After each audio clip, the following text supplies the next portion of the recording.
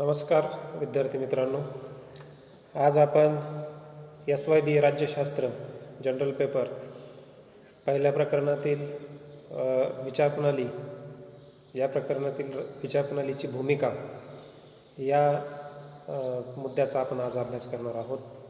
यापूर्वी आपण राजकीय विचारप्रणालीचा अर्थ, स्वरूप, त्याच्या व्याख्या इत्यादींचा आपण अभ्यास केलेला आहे. आज विचारप्रणालीची भूमिका नेमकी काय असते आपल्या आयुष्यामध्ये आणि समाजामध्ये ते आपण पाहणार आहोत. मी प्राध्यापक राजेंद्र आगवणे. राजकारणात विचारप्रणालीची भूमिका ही अतिशय महत्त्वाची असते, कारण विचारप्रणालीच्या भोवती राजकारण हे फिरत असतं किंवा राजकारणाची पाळंमुळं ही साधारणतः विचारप्रणालीमध्ये असलेली आपल्याला दिसून येत असते. सत्तेच्या जगामध्ये अनेक मोठ्या सत्ता होऊन गेल्या, त्याच्यामागे विविध विचारप्रणालींचं पार्श्वभूमी असलेली लाभते आपल्याला. उदाहरण सांगायचं तर हिटलरची एक वेगळी विचारप्रणाली होती. किंवा इतर लोकांचा विचार करायचा झाला तर अमेरिकेमध्ये पण 2 पक्ष आहेत. त्या दोन्ही पक्षांचे राजकीय विचारप्रणाल्या वेगवेगळ्या आहेत, विचार वेगवेगळे आहेत. भारतामध्ये पण आपल्याला काही धर्मनिरपेक्ष पक्ष दिसतील, काही धर्माच्या बाजूने झुकलेले पक्ष असू शकतात आणि वेगवेगळ्या विचारांचे भारतामध्ये सुद्धा पक्ष असलेले दिसतात आपल्याला. म्हणून प्रत्येक पक्ष कोणत्या ना कोणत्या विचारप्रणालीला आपल्या जवळ येत असतो आणि त्या अनुषंगाने आपलं राजकारण हे पुढे चालवत असतो किंवा त्याच्या आधारे लोकांच्या मनावरती राज्य करून साधारणतः एक सत्ता मिळवण्याचा प्रयत्न याच्यामधून केला जात असतो. म्हणून विचारप्रणाली ही खूप महत्त्वाची आहे. राजकारणामध्ये सुद्धा तितकीच महत्त्वाची आहे. मग तो देश विकसित असेल, विकसनशील असेल किंवा विकसित असेल. व्यक्तीचं वर्तन म्हटलं की तिथे राजकारण येतं आणि व्यक्तीचं वर्तन म्हटलं की तिथे विचार पण येतात. म्हणून व्यक्तीच्या वर्तनाच्या भोवती विचारप्रणाली आणि राजकारण हे फिरत असताना आपल्याला दिसत असतं. चळवळीमध्ये आपले सर्वस्व झोकून जे दिलं जातं ते विचारप्रणालीच्या माध्यमातूनच जे काही अनुयायी आहेत ते देत असतात. याखेरीज विचारप्रणालीतून राजकीय जीवनास घडणारे योगदान आपल्याला पुढील काही मुद्द्यांच्या आधारे सांगता येतील. त्याच्यामध्ये जर बघायचं झालं तर आता हे 8 मुद्दे आहेत. विचारप्रणाली केवळ बौद्धिक विलसिते नसतात, आयुष्याला अर्थ येतो, विश्वाचे यथार्थ आकलन होते, संघर्षाला वैचारिक अस्त्रे उपलब्ध होतात, प्रभावी कृतीप्रवणता येते, डोळस राजकीय सहभाग शक्य होतो, राजकीय प्रशिक्षण आणि सामाजिकरण घडून येते, सत्तेला अधिमान्यता मिळते. तर हे साधारणतः या भूमिका आहेत. 7 ते 8 मुद्द्यांच्या अनुषंगाने मी सांगण्याचा प्रयत्न करणार आहे. याच्या व्यतिरिक्त आणखी बरेच मुद्दे त्याचे निघू शकतात, परंतु एक थोडक्यात या 8 मुद्द्यांच्या अनुषंगाने आपणाला विचारप्रणालीची भूमिका ही काय आहे या संदर्भामध्ये आपण बघणार आहोत. तर साधारणतः जो काही पहिला मुद्दा आहे तो पहिला मुद्दा आपल्याला हा सांगता येईल की विचारप्रणालीची भूमिका सांगत असताना विचारप्रणाली केवळ बौद्धिक विलसिते नसतात. म्हणजेच काय तर विचारप्रणालींना महत्त्वाचे व्यावहारिक संदर्भ पण असतात. म्हणजे केवळ विचारप्रणाली म्हटलं की फक्त बौद्धिकच काहीतरी आहे आणि ते फक्त विचारवंत हुशार व्यक्ती किंवा ज्यांचे काय म्हणता येईल की ज्ञानी आहेत अशाच लोकांचा तो भाग नसतो, तर सर्वसामान्य लोकांचा सुद्धा विचारप्रणाली हा एक दैनंदिन भाग असतो. दररोज त्यांना त्या पद्धतीने सामोरं जावं लागत असतं त्या विचारांना. म्हणून विचारप्रणालीला महत्त्वाचं म्हणजे ज्ञानासोबतच व्यावहारिक संदर्भ पण असतात, हे आपल्याला विसरून चालता येणार नाही. म्हणून व्यक्तीच्या राजकीय घटिताबरोबरच घडामोडींची प्रतिक्रिया निर्धारित करीत असतात. अमुक एका राजकीय प्रश्नावर व्यक्ती कोणती बाजू घेईल हे विचारप्रणालीशी असलेल्या तिच्या बांधिलकीनुसार ठरत असते. व्यक्तीच्या वैयक्तिक राजकीय ध्येयधारणा तिच्या विचारप्रणालीतून निर्धारित होतात. एवढंच नव्हे तर संघटना किंवा पक्ष यांचे सदस्यत्वही त्याच आधारावरती मिळत असते. म्हणून विचारप्रणाली ही केवळ बौद्धिक विलसिते नसतात, तर ती व्यावहारिकसुद्धा असते. तिला व्यावहारिक संदर्भसुद्धा असलेले आपल्याला दिसून येतात. म्हणून विविध जे काही समाजामध्ये प्रश्न निर्माण झालेले असतात त्या प्रश्नांच्या अनुषंगाने एक व्यावहारिक संदर्भ आपल्याला त्या विचारप्रणालीचा असलेला दिसून येतो. आता उदाहरण सांगायचं झालं तर पर्यावरणवाद आहे किंवा लोकशाही समाजवाद असेल किंवा आणखी मार्क्सवाद आहे, तर यासारखे जे काही विचारप्रणाली जेव्हा जन्मास येतात, उदयास येतात, तेव्हा त्या विचारप्रणाली फक्त एक बौद्धिक किंवा वैचारिक गोष्टींचा समुच्चय आहे असं नाही आहे, तर तिथे आपणाला विविध प्रकारे हे दिसून येतं की त्याला व्यावहारिक संदर्भसुद्धा असतात. पर्यावरणवाद आहे समजा, पर्यावरणवादाचं रक्षण कसं करायचं, त्याची व्यूहरचना कशी असायला पाहिजे, चळवळी कशा चालल्या गेल्या पाहिजे, कार्यक्रम कसा असायला पाहिजे, कृती कशा असायला पाहिजेत, हे सगळं त्या पर्यावरणवादामध्ये सांगितलेलं आहे. परंतु ज्यावेळेस पर्यावरणाचा ऱ्हास होतो आणि त्या ऱ्हास झाल्यानंतर ते पर्यावरण आपल्याला अफेक्ट करत असतं, तेव्हा आपण सुद्धा त्या विचारप्रणालीच्या बाजूने झुकत जात असतो किंवा त्याच्याशी जुळले जात असतो. म्हणून विचारप्रणाली ही व्यावहारिक संदर्भातून अनुयायांना किंवा लोकांना किंवा नागरिकांना आपल्याकडे जोडून घेत असते किंवा आपल्या ह्याच्यामध्ये ते होत असते. आता राष्ट्रवादाच्या बाबतीत असं सांगून चालणार नाही आपल्याला की स्वातंत्र्यपूर्व काळामध्ये राष्ट्रवादाशी बाकीच्या लोकांचा काही संबंध नव्हता, फक्त क्रांतिकारकांचा संबंध आहे, तर असं नाही.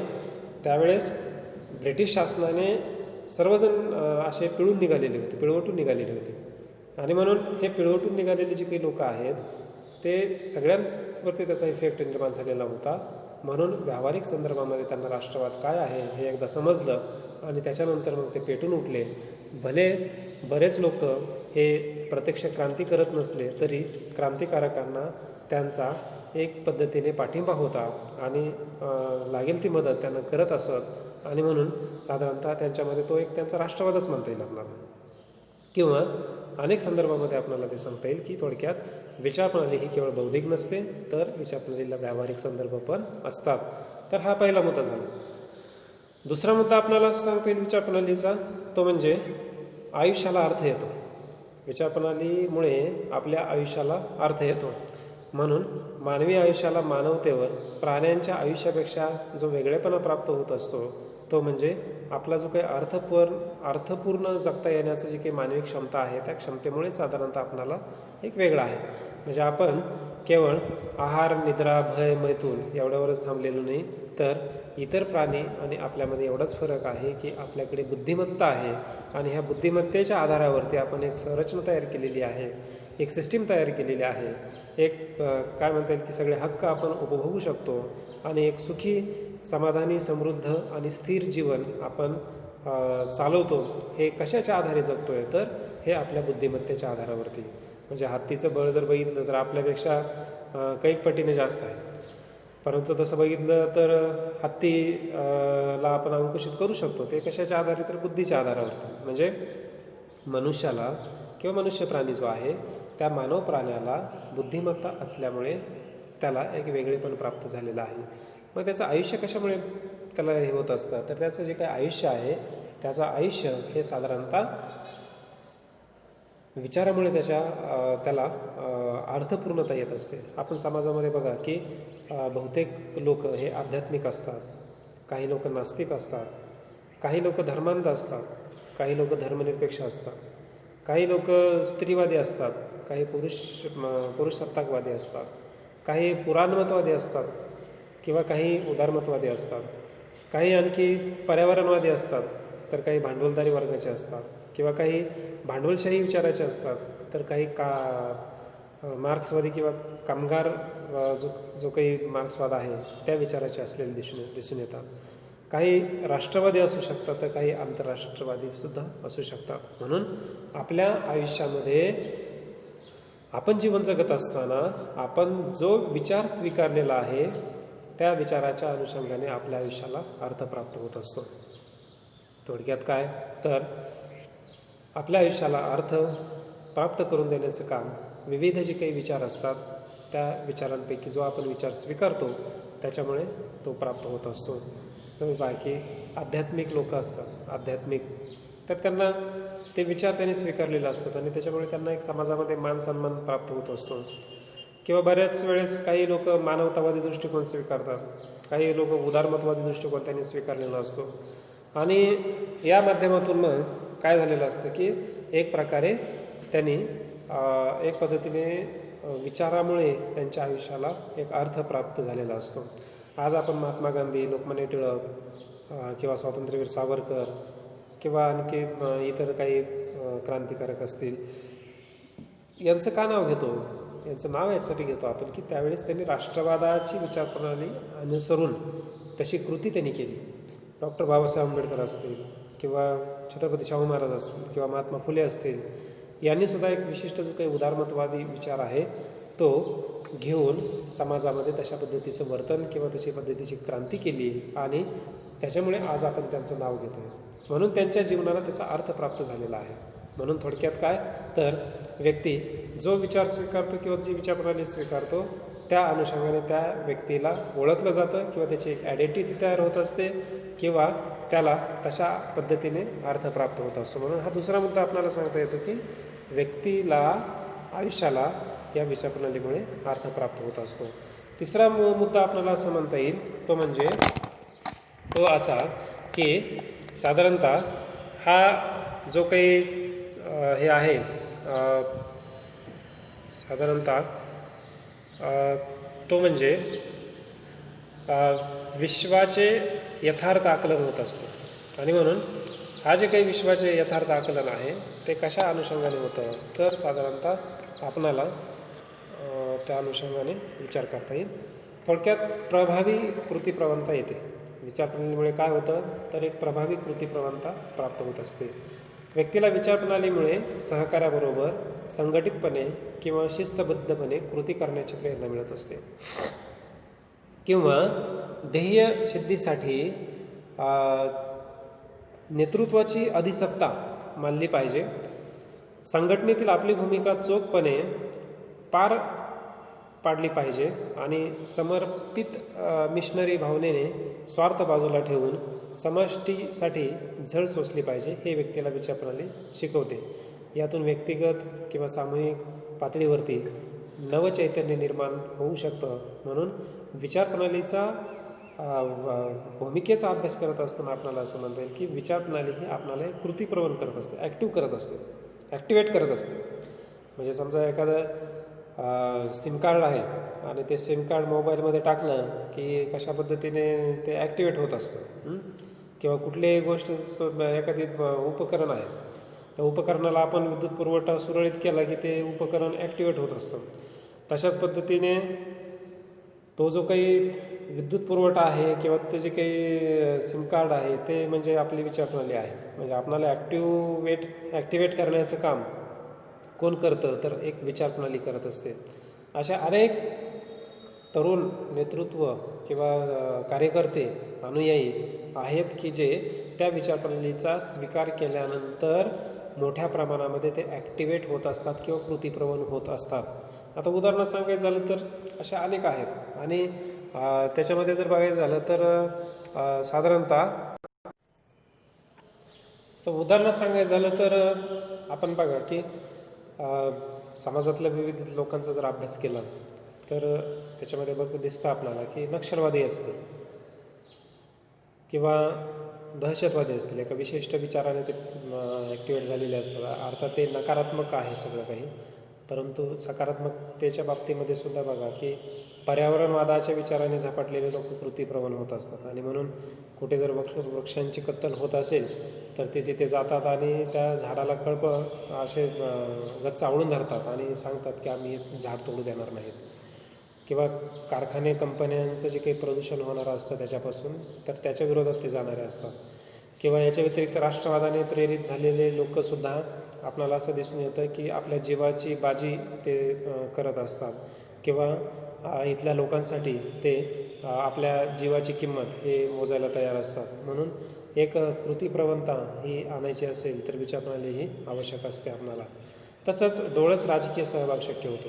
विचारप्रणालीमुळे आणखी एक भूमिका ती अशी आहे की डोळस राजकीय सहभाग शक्य होतो. म्हणजे व्यक्ती अंधपणाने राजकारणाकडे बघत नाही. विचारप्रणाली जर त्याची परिपक्व असेल तर तो निवडणुका, लोकशाही प्रक्रिया किंवा संघटना, पक्ष, सत्ता किंवा स्थानिक राजकारण, राष्ट्रीय राजकारण, राज्याचं राजकारण किंवा इत्यादी जे काही नेतृत्व आहे ते नेतृत्व यांच्याकडे पाहण्याचा त्याचा एक दृष्टिकोन हा अंध होत नाही तर तो एक विचारप्रणालीमुळे डोळस होत असतो. म्हणून एका विशिष्ट चष्मा त्याला प्राप्त होत असतो. म्हणजे जसा एखादा चष्मा असतो, काळा गॉगल असतो आणि तो घातला की आपल्याला त्या पद्धतीने दिसायला लागतं, किंवा इतर काही कलरचे असतील किंवा आणखी काही असेल, किंवा भिंगाचा चष्मा असेल तर तो नंबरचा चष्मा, तर आपल्याला दृष्टी प्राप्त होत असते, अंधुक दिसत असतं, ते अतिशय चांगलं दिसायला लागतं. तर विचारप्रणालीमुळे काय होतं, तर एक डोळस राजकीय सहभाग घेणं शक्य होत असतं. म्हणून नेते म्हणतील त्या पद्धतीने होऊ द्या असं होत नाही. म्हणजे नेत्यांना विरोध करण्याची ताकद ही विचारप्रणालीमुळे आपल्यामध्ये निर्माण होत असते, किंवा पक्षाला किंवा सत्तेला विरोध करण्याची ताकद ही आपल्याला साधारणतः कुणामुळे प्राप्त होत असते, तर ती विचारप्रणालीमुळे प्राप्त होत असते. म्हणून विचारप्रणाली ही साधारणतः आपल्याला असे दिसून येते की विचारप्रणालीमुळे एक डोळस राजकीय सहभाग घेणं शक्य होत असतं. म्हणून विचारप्रणालीची आवश्यकता किंवा तिची भूमिका हीच आहे की आपल्या अनुयायांना एक अंजन प्राप्त करून देणे, किंवा एक चष्मा प्राप्त करून देणे, किंवा एक पद्धतीने डोळसपणा त्यांना प्राप्त करून देणे, हे विचारप्रणालीचं काम असतं. म्हणून हा एक मुद्दा आपल्याला पाहता येईल. दुसरा आणखी एक पुढचा मुद्दा आपल्याला असं म्हणता येईल की विचारप्रणाली ही राजकीय प्रशिक्षण आणि सामाजिकरण घडते. विचारप्रणालीमुळे काय होतं की राजकीय प्रशिक्षण आणि सामाजिकरण घडते. म्हणजे एक पॉलिटिकल ट्रेनिंग जर घ्यायचं असेल तर आधी वैचारिक प्रगल्भता येणं गरजेचं आहे. मग कुठलीही विचारप्रणाली असेल त्या तालमीमध्ये घडणं गरजेचं आहे. तुम्ही पहा की राजकीय नेतृत्व ज्यावेळेस उदयास येत असतं किंवा उभं राहतं, त्यावेळेस त्या नेतृत्वाची एक वैचारिक प्रगल्भतासुद्धा निर्माण झालेली असते. आणि म्हणून ही वैचारिक प्रगल्भता त्याला कुठून येते, तर त्याला लहानपणापासून त्याच्या घरामधून किंवा त्याच्या शेजारी किंवा त्याच्या मित्रांकडून तशा पद्धतीचं एक पॉलिटिकल ट्रेनिंग हे त्याला प्राप्त होत असतं. त्याचबरोबरीने विचारप्रणालीमुळे त्याला एक पद्धतीचे सामाजिकरण त्याचं घडत असतं. आता उदाहरण सांगायचं झालं तर नरेंद्र मोदी असतील पंतप्रधान, किंवा नितीन गडकरी असतील, किंवा आणखी काय असेल, तर ते विविध जे काही राष्ट्रीय स्वयंसेवक संघ ही जी संघटना आहे त्यांच्या विचारप्रणालीच्या अनुषंगाने त्यांची जडणघडण झालेली आहे, ते ठीक आहे. परंतु आज ते देशाचा कारभार एक चांगल्या पद्धतीने सांभाळत आहेत, ते पण आपल्याला त्याच्यामध्ये सांगता येऊ शकतं. तर राजकीय सामाजिकरण पण विचारप्रणालीमुळे घडत असतं. म्हणजे तुमचं कुटुंब कोणत्या विचाराचं आहे, तुमचे मित्र कोणत्या विचाराचे आहेत, तुम्ही ज्या शाळेत शिकलेला आहात त्या शाळेवरती कोणत्या विचारांचा पगडा आहे, तर हे सुद्धा एक महत्त्वाचं विधान हे या सामाजिकरणामध्ये असलेलं दिसून येत असतं. म्हणून समोर येणाऱ्या सर्व राजकीय पर्यायांची छाननी विचारप्रणालीतून लाभणाऱ्या विचारांच्या आणि विश्वासांच्या सूत्राच्या आधारे करून त्यातील योग्य त्या पर्यायाची निवड करण्याची जे काही प्रशिक्षण आहे ते प्रशिक्षण व्यक्तीला मिळत असते. म्हणून ते एक त्याच्यामध्ये असलेलं दिसून येतं की विचारप्रणालीमुळे एक राजकीय प्रशिक्षण आणि एक सामाजिकरण जे ज्ञान आहे, पॉलिटिकल नॉलेज, ते मिळण्याचं काम या विचारप्रणालीच्या माध्यमातून होत असताना आपल्याला दिसून येतं. म्हणून विविध विचारप्रणाली आपण पहा, मार्क्सवाद असेल, राष्ट्रवाद आहे, किंवा पर्यावरणवाद आहे, स्त्रीवाद आहे, तर त्याच्या माध्यमातून एक पद्धतीचं एक राजकीय सामाजिकरण घडत असतं व्यक्तीचं, आणि मग त्या तालमीमध्ये तो घडला की त्या पद्धतीने पुढे त्याचं वर्तन हे बदलत असतं. म्हणून शेवटचा एक भूमिकेचा मुद्दा आपल्याला बघायचा आहे की सत्तेला आधिमान्यता मिळते. विचारप्रणालीतून काय होतं, तर एक सत्तेला आधिमान्यता मिळत असते. म्हणून कुठलीही असेल, लोकशाही असेल किंवा बिगर लोकशाही सरकार असतील, हुकुमशाही असेल किंवा घराणेशाही असेल किंवा कुठलीही असेल, तर ती जी सत्ता असते त्या सत्तेला आधिमान्यता मिळण्याचं काम हे साधारणतः विचारप्रणालीच्या माध्यमातून मिळत असतं. म्हणून जर आपल्यासारखी विचारप्रणाली असेल, म्हणजे मी समजा माझ्या विचाराचं सरकार मी निवडून देत असतो, म्हणजे काय, तर मी ज्या विचारांना मानतो त्याच विचाराचं नेतृत्व हे निवडून देण्याचा माझा प्रयत्न असणार आहे. म्हणून आपण जे नेतृत्व पाठवतो ते आपल्याच विचाराचं असतं असं म्हणायला काही हरकत नाही. म्हणून एक पद्धतीने त्या सत्तेला आपण एक अधिमान्यता मिळवून देत असतो. अधिमान्यता म्हणजे काय की परमिशन, संमती, म्हणजे तुम्ही आमच्यावरती सत्ता गाजवू शकता, हे एक पद्धतीची जी काही संमती आहे, ही संमती आपण त्याच्यामध्ये मिळवून देण्याचं काम हे त्या माध्यमातून आपल्याला करता येत असतं. म्हणून ते पण त्याच्यामध्ये असलेलं दिसून येतं. तर ही एक सत्तेला अधिमान्यता मिळवून देण्याचं काम विचारप्रणालीच्या माध्यमातून होत असतं. राष्ट्रवादाच्या माध्यमातून सत्तेला काय म्हणता येईल की अधिमान्यता मिळवून दिली गेली आहे, किंवा आणखी काही असेल इत्यादीच्या अनुषंगाने. तर थोडक्यात आपल्याला असं म्हणता येईल की विचारप्रणालीनुसार केलेल्या वर्तनानुसार एरवीच्या मानसिकदृष्ट्या कष्टप्रद असलेल्या आपल्या भूमिका पार पाडताना निर्माण होणारे ताणतणावाचे विरेचन तर घडतेच, शिवाय नव्या आखणीच्या दिशेने केलेल्या प्रयत्नांना नवे आकार देणाऱ्या नव्या दिशांचा शोधही त्या वर्तनातून व्यक्त होत असतो. एरवी अर्थशून्य असलेल्या जगाला अर्थ आधुनिक माणसाला आकलन होण्याच्या दृष्टीने या गोष्टी सहाय्यभूत ठरत असतात. म्हणून व्यक्तीला एक डोळसपणा देणे, व्यक्तीला च्या आयुष्याला अर्थपूर्णता प्राप्त करून देणे, किंवा व्यक्तीच्या समस्या सोडवण्यामध्ये, समाजाच्या समस्या सोडवण्यामध्ये विचारप्रणालीची भूमिका ही अतिशय महत्त्वाची असलेली आपल्याला दिसून येते. म्हणून विचारप्रणालीची भूमिका ही केवळ आपल्याला या 8 मुद्द्यांमध्येच बंदिस्त करता येत नाही, तर विचारप्रणालीची भूमिका या 8 मुद्द्यांच्या व्यतिरिक्त पण आणखी बरीचशी आहे. परंतु या सगळ्या गोष्टींचा आपल्याला इथे उहापोह करणं आवश्यक नाही. तर एक अभ्यासक्रमासाठी असलेल्या एक महत्त्वाचे जे काही बाबी आहेत हे या 8 मुद्द्यांच्या अनुषंगाने पूर्ण होतात. नमस्कार.